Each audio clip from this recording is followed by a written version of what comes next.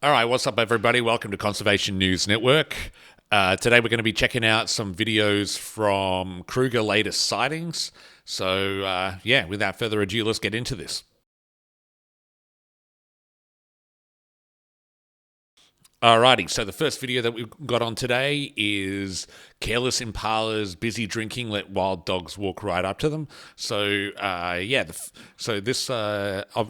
so let's just get right into it. All right, so First thing that I'm noticing is that there's actually a lot of water on the road. So it obviously was raining the night before. One thing you'll notice about Kruger in particular actually is one of the only national parks that I've been to in Africa that has paved roads. It's such a busy place that with all the cars and that sort of stuff going on top of it, that going along, that the national park decided that it was actually going to be, or sand parks, I mean, they decided that it was actually going to be worth their while paving the roads so that you can so that they're not spending just vast amounts of money trying to constantly maintain and repair the roads. It does kind of make it feel a little bit less like a wild area. And there are parts of Kruger which also definitely have the dirt roads, but it makes it more accessible to a lot of city folk coming in from some of the major cities. Also, one thing you'll notice about this already is that with all this water, see, like the roads are kind of got a slight curve to them to allow the water to run off. And what you'll notice is that sort of along places like here, if I can get out of the way, what you'll actually notice is that you'll often find like vegetation that's actually greener right on the side of the road because of the runoff. And obviously these impala are taking advantage of the water that's on there as well. There's impala and the wild dogs are going for them. All right. I'm just going to mute this because we don't need to hear a commentary from these other people. We're listening to my commentary. All right, so it's pretty amazing. Like, these wild dogs are really not far away from them at all. And wow. And also, one thing you'll notice to the left here. All right, let's just pause it again. As you can see here, these impalas here, they're just starting to notice that these wild dog are coming in. I guess they're actually kind of surprised. I would be too. Sitting around just munching on some food. And then all of a sudden you've got these wild dogs. Obviously there's quite a bit of vegetation along the side here, so probably they didn't see him until right then and there. And these impala, I'm surprised that they actually haven't even noticed. But, sometimes animals are so focused on what they're actually doing that they end up not really paying attention in there. To their surroundings. So, let's have a look. And we're coming up, and all of a sudden they all get scattered. Now, so one thing you'll notice is that as these impala run around, there's easily about 30 or 40 impala there. Kruger's one of these places which has like a lot of different impala, has really, really large amounts of game and wildlife. And that goes to show that's, one of the reasons why wild dogs are actually able to survive in the area, because, with a lot of other places which big wilderness areas, you just don't find wild dog because wild dog need like an enormous amount of space and also low amounts of poaching. So I'm assuming this is probably around Skakusa or somewhere like that. But one thing you'll notice is that these animals scattered, and the wild dogs, they're not particularly running that fast. Well, that dog just went off into the pretty fast. But what wild dogs actually do is they slowly take their time, and then they end up doing. Now, I think let's just quickly stop around here, because here we go. Look at that. They've already got one. And as you can see here, look, that impala didn't stand a chance. Like, it's literally been torn to pieces already. So, yeah, that's the thing about wild dogs, is that they is that once they kind of got a hold onto an animal, then a lot of them come in and they literally just tear it apart while it's still alive. So quite frankly, I wouldn't like to be attacked by any wild dogs, and I'm sure you probably wouldn't either.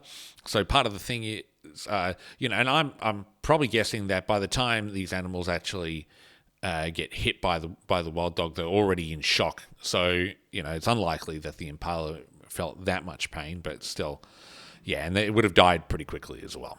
So let's just finish that off, and yeah, that's it. That's the end of that video. So, yeah, great wild dog video, and let's move on to the next one.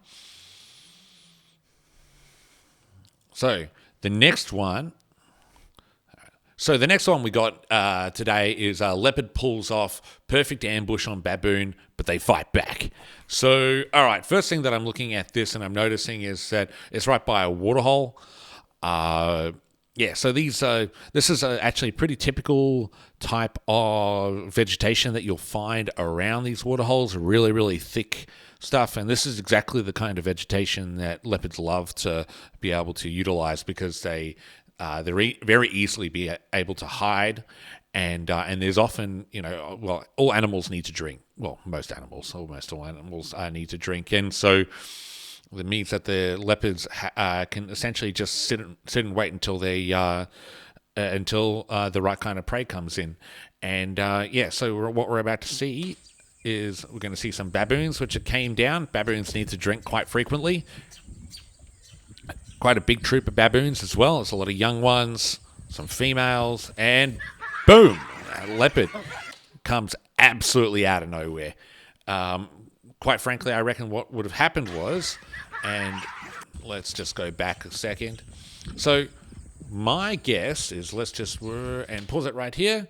All right, cool. You actually can't even see the leopard because it's hiding behind here, but it's probably been scoping out these baboon and kind of following them from a decent distance. And this leopard probably knows this area really, really well, and she knows some of the best ambush spots. So she just knows, okay, all of a sudden I'll just wait down in this little crevice, and then once they come past, then she can jump up and boom. Yeah, so next thing that I'm looking at here is, she's already got it, and that baboon's already dead. Look at it. Look at that baboon. So, first of all, I would say that this is a female leopard. You can see she's actually pretty small. That's not a huge baboon. Like, baboons can get huge, like really, really big. If you guys have ever seen some of the more dominant male baboons, in the wild or anything like that, that they can just get huge and super beefcake. So, not a huge baboon that she's taken. Probably also another female baboon, but also she's quite a small leopard herself. Male leopards can actually get quite big, but most leopards that are females are actually quite small. And as you can see, she's already killed it. So what she's done is she's ended up biting it by the back of the neck and essentially biting right into its spine. And so this leopard, she and that would have killed that baboon on the spot. And so the thing is that a lot of predators, what they'll do is they'll actually go and they need to dispatch their prey as quick as possible. Because the prey, for example, baboons can actually fight back, particularly some of those big baboons with the giant canines. They can be super dangerous, and then what she needs to be able to do is take that animal and kill it as quickly as possible, and then go and stash it before the rest of the troop comes in. And as we can hear, we got all the baboons like going and fighting and all the noise and that sort of stuff. And as mentioned, here they come. So like a baboon troop can often be about 40 to 50 individuals. And she's defending that prey. But look at this. Like, the thing about baboons and leopards they are absolute mortal enemies. Baboons will, if they ever get the chance to find leopard cubs, they will kill those cubs. Because that's 4 less leopards that are potentially going to be going and eating them at night. baboons are diurnal animals, so they'll sleep at night and are awake during the day. And whereas leopards are generally nocturnal, though they'll hunt during the day and they'll even move around during the day. Leopards are, they're they'll do whatever they can to be able to survive. But baboons, like almost all primates, are diurnal, which means they sleep at night. They'll often sleep in the trees, and then during the day they'll come out and they'll forage and eat, and come into camp and eat your food as well. Anyway, so let's have a look at this. And so we got some big baboons here as well. Like if you have a look at this boy right here, he's probably one of the more dominant males there. And the dominant males, they can get super aggressive. Let's be real. I've come across a couple of really big baboons in my life, and they just, you really, really don't want to mess with them. And particularly when you get a troop of 40 animals, like that can just get crazy, crazy intimidating, and it's just something that you really, really don't want to be having to deal with. So, let's see what else she does here. She'll probably end up, even if these baboons kick her off the kill, she'll be able to come back. Look, you can see that baboon dead. You can see. Oops, I left that on there. Anyway, you can see just here that baboon. Oops, that baboon here. This one here. It's dead. It's totally dead. So even if she doesn't actually, even if she gets pushed off by the rest of the baboon troop, like she's still going to come back and stash it in a tree and save it for later. So, that's nature. And quite frankly, I don't mind about the baboons. Baboons aren't exactly my favorite animals. They're cool to watch from afar, but quite frankly, I've had too many issues with baboons in camp and that sort of stuff. And they for me are definitely not my favorite animal. So let's get on to the final one. All right, let's get on to the final one. So this one is a really interesting video, actually. It is called Calm Elephant Bull Turns Aggressive in a Second. And we'll talk about why he gets aggressive in a minute. So let's get this started. All right. So we got somebody filming. First thing that I'm noticing is that it's kind of earlier in the day. These guys have obviously gone out for a morning game drive and came across this lone bull. By bull, I mean a male. Now, one thing that I'm already starting to notice about him is if you have a look at his tusks. See that one? That one's already broken, and this one's quite short as well. So he's an older animal for sure. And so with older animals, they tend actually not to be as aggressive as some of the younger ones, particularly in a place like Kruger National Park where there's not too much elephant poaching and there's so many vehicles. Like there's literally tens of thousands of people that visit Kruger every year. So these animals are very used to people and very used to cars as well. So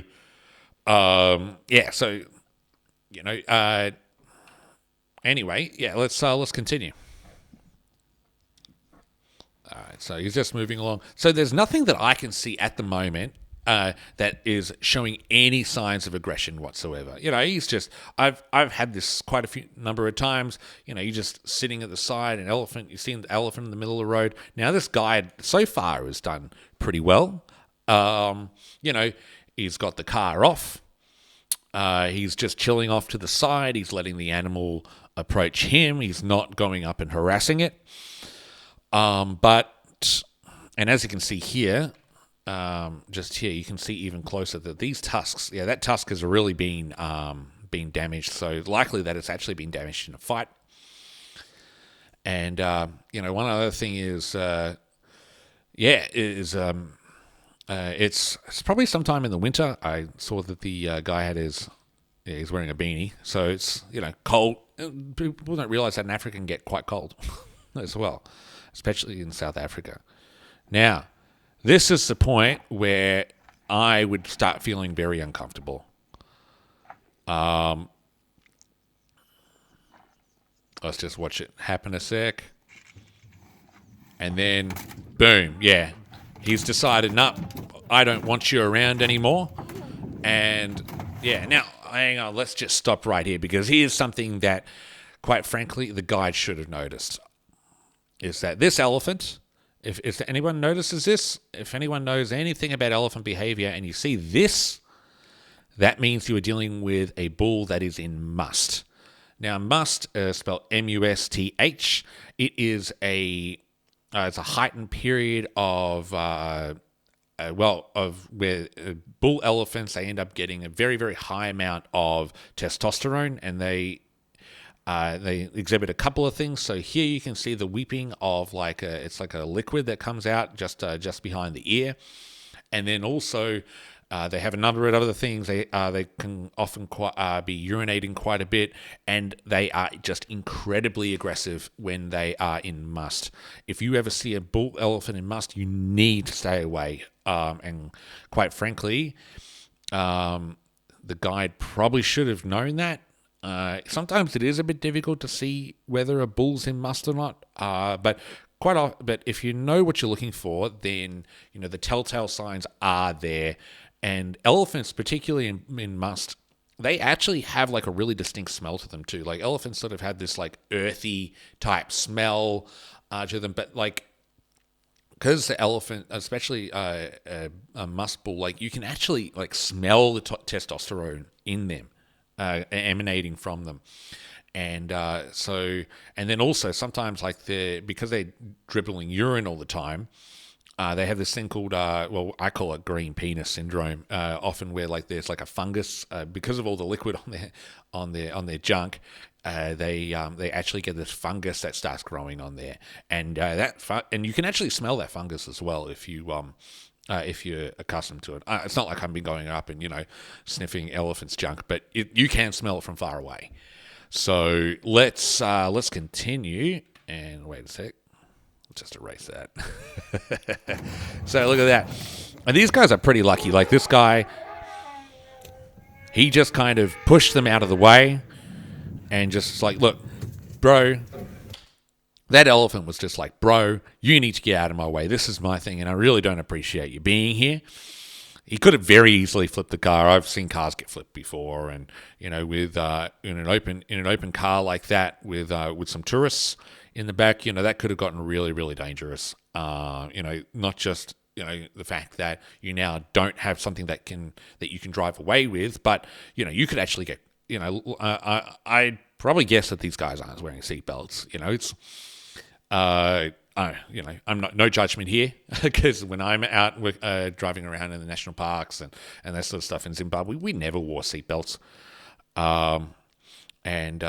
And so, yeah, and you could easily get thrown up and crushed by the car as well. And then also, if you don't get crushed by the car, then you've got a big bull elephant that's super pissed off, coming at you. So, and they're at a point now where the guide has decided to drive off. And I was footing today. These guys are South Africans as well. If you heard that, that's Afrikaans that they're speaking. And so, yeah, that guy was right to get the F out of Dodge. So you have a look at the final damage. They actually came out pretty unscathed. Just a little bit of aesthetic damage to that car.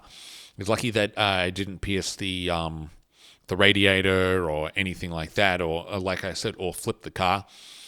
But so anyway, look, I think that's all we got time for today. Thanks so much for watching. Don't forget to like and subscribe, and tune in for some more reaction content.